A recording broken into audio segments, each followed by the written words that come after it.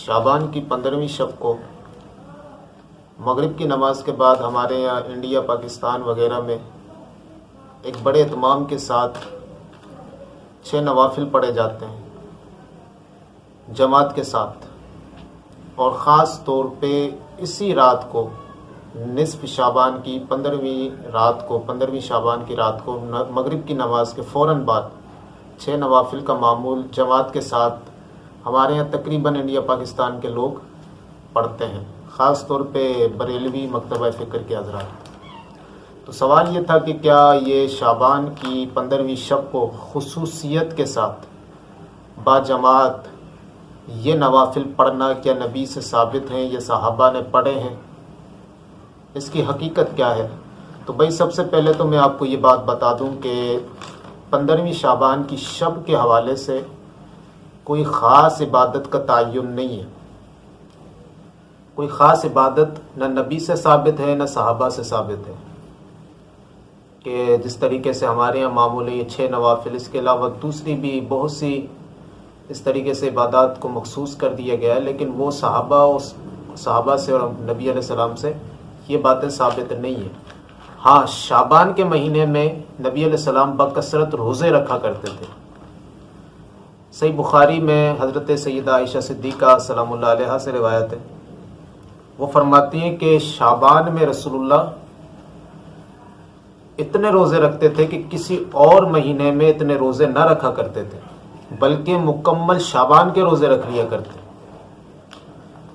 یعنی کہ نبی علیہ السلام اتنی کثرت کے ساتھ روزے رکھتے تھے کہ جتنا کسی اور مہینے میں اتنے روزے نہ رکھتے جتنا شعبان کے مہینے میں روزے رکھتے تھے۔ اور سنن نسائی میں حضرت اسامہ بن زید سے روایت ہے، وہ فرماتے ہیں کہ میں نے نبی سے عرض کی کہ یا رسول اللہ، میں دیکھتا ہوں کہ جس طرح آپ شعبان کے روزے رکھتے ہیں اس طرح آپ کسی اور مہینے کے روزے نہیں رکھتے۔ تو نبی علیہ السلام نے فرمایا کہ رجب اور رمضان کے درمیان میں یہ مہینہ ہے جس سے لوگ غافل ہیں، اس مہینے میں لوگوں کے اعمال اللہ کی بارگاہ میں پیش ہوتے ہیں، اور میں یہ چاہتا ہوں کہ جب میرا عمل اللہ کی بارگاہ میں پیش ہو تو میں روزے سے ہوں۔ یعنی کہ نبی علیہ السلام نے اس روایت میں 2 باتیں بتائی، ایک تو یہ کہ شعبان کا مہینہ وہ فضیلت اور وہ برکتیں رکھتا ہے کہ نبی نے فرمایا کہ لوگ اس سے غافل ہیں، اس کی فضیلتوں سے، اس کی برکتوں سے لوگ غافل ہیں۔ اور پھر نبی نے فرمایا کہ اس مہینے میں لوگوں کے اعمال اللہ کی بارگاہ میں پیش ہوتے ہیں، اور میں یہ چاہتا ہوں کہ میرا عمل جب رب کی بارگاہ میں پہنچے تو میں روزے سے ہوں۔ اسی طریقے سے یہ صحیح سند کے ساتھ سنن نسائی میں یہ روایت موجود ہے، اور اسی طریقے سے مسند ابی یعلا الموصلی میں حضرت سیدہ عائشہ صدیقہ رضی اللہ تعالی عنہ سے روایت ہے، بلکہ حسن سند کے ساتھ ہے، کہ سیدہ عائشہ صدیقہ سلام اللہ علیہا نے وہ فرماتی ہیں کہ رسول اللہ علیہ السلام شعبان کے مکمل روزے رکھا کرتے تھے۔ تو جب سیدہ عائشہ نے نبی علیہ السلام سے پوچھا کہ یا رسول اللہ، آپ کو شعبان کا مہینہ دوسرے مہینوں کے مقابلے میں اتنا زیادہ محبوب کیوں ہے؟ تو نبی نے فرمایا کہ عائشہ، اس مہینے میں مرنے والی ہر جان کو لکھ دیا جاتا ہے، اور میں یہ چاہتا ہوں کہ جب میرا موت کا وقت قریب آئے تو میں روزے سے ہوں۔ یہ مسند ابی یعلا الموصلی میں حسن سند کے ساتھ یہ روایت موجود ہے۔ نبی نے فرمایا کہ اس مہینے میں مرنے والی ہر جان کو لکھ دیا جاتا ہے۔ اور اس سے پہلے جو میں نے روایت پڑھی وہ سنن نسائی میں حضرت اسامہ بن زید کو نبی نے فرمایا کہ اس مہینے میں اللہ تعالیٰ لوگوں کے اعمال جو ہیں وہ اللہ تعالیٰ کی بارگاہ میں پیش ہوتے ہیں۔ یہ 2 روایتیں ہیں، اور بعض لوگ جو ہے وہ غنیت الطالبین کے حوالے سے یہ بات کہتے ہیں کہ یہ لوگوں کے اعمال جو ہیں وہ شب برات یعنی نصف شعبان کی رات اللہ کی بارگاہ میں پیش ہوتے ہیں۔ اسی طریقے سے مرنے والے لوگوں کی لسٹ جو ہے وہ 15 شعبان کی رات کو تیار کی جاتی ہے۔ تو حدیث میں اس طریقے کی کوئی بات نہیں ہے، بلکہ نبی علیہ السلام نے شبے کا اظہار کیا ہے کہ نبی نے فرمایا کہ اس مہینے میں، دونوں روایتوں میں، ایک میں فرمایا اعمال رب کی بارگاہ میں پیش ہوتے ہیں، اور دوسرے میں فرمایا کہ اس مہینے میں مرنے والی ہر جان کو لکھ دیا جاتا ہے۔ تو اس میں نبی نے فرمایا کہ میں یہ چاہتا ہوں کہ جب میرا موت کا وقت قریب آئے تو میں روزے سے ہوں، اور سنن نسائی میں نبی نے فرمایا کہ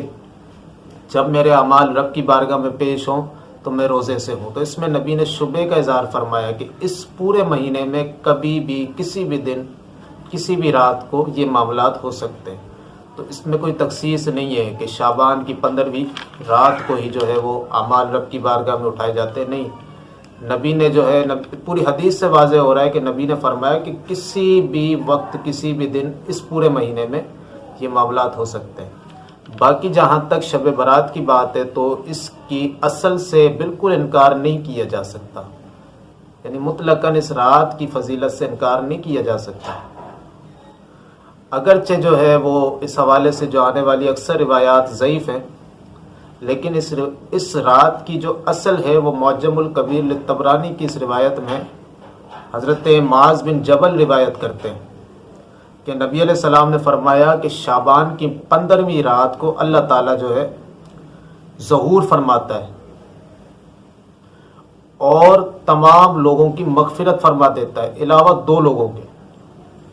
ایک مشرک اور دوسرا چغل خور، چغلی کرنے والا۔ یہ معجم الکبیر للطبرانی میں صحیح سند کے ساتھ روایت موجود ہے، اور یہ اصل ہے شب برات کی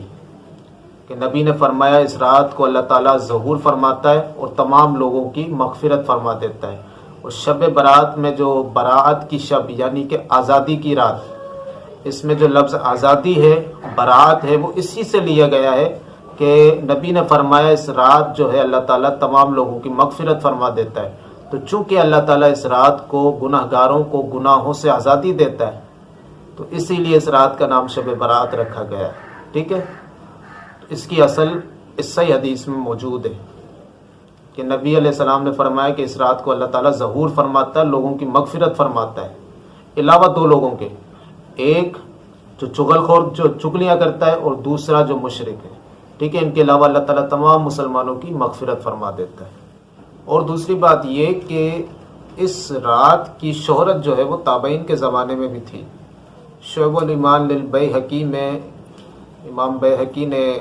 مکحول تابعی ہیں ان کا ایک قول نقل کیا ہے، بعض سند نقل کی ہے، اس میں جو ہے انہوں نے جو حدیث میں نے بھی پڑھی معجم الکبیر للطبرانی کی، اس سے ملتی جلتی انہوں نے بات کہی ہے، اگرچہ وہ ان کا اپنا قول ہے، یعنی انہوں نے نہ کسی صحابی سے روایت کیا ہے نہ نبی سے روایت کیا ہے، لیکن یہ جو روایت جو صحیح سند کے ساتھ جو ہے جس میں نبی نے فرمایا کہ اللہ تعالیٰ اس رات کو ظہور فرماتا ہے، لوگوں کی مغفرت فرماتا ہے، اسی طرح کا اس سے ملتا جلتا ایک قول ہے۔ اس میں مکحول تابعی نے کہا ہے کہ اللہ تعالیٰ جو ہے 15ویں شعبان کی شب میں اہل زمین کی طرف ظہور فرماتا ہے اور سب لوگوں کو بخش دیتا ہے علاوہ ایک کینہ پرور اور ایک کافر، ان 2 کے علاوہ جو ہے اللہ تعالیٰ سب لوگوں کو اہل زمین پہ سب کو بخش دیتا ہے۔ تو یہ جو قول ہے یہ اس حدیث سے ملتا جلتا ہے، تقریباً وہی ہے، صرف الفاظ کا فرق ہے۔ تو اس سے یہ بات ثابت ہوئی کہ شب برات کی شہرت جو ہے وہ تابعین کے زمانے میں بھی تھی اور اس کی اصل بھی موجود ہے، ٹھیک ہے۔ حضرت معاذ بن جبل کی صحیح سند کے ساتھ روایت ہے، اگرچہ دوسری روایتیں کافی کثرت کے ساتھ ہے لیکن وہ تقریباً ضعیف روایات ہیں، لیکن صحیح روایت سے اس کی اصلیت اصل موجود ہے، تو اس سے بالکل انکار نہیں کیا جا سکتا۔ ہاں لیکن اس رات کی کوئی خاص عبادت نہ نبی سے ثابت ہے نہ صحابہ سے ثابت ہے۔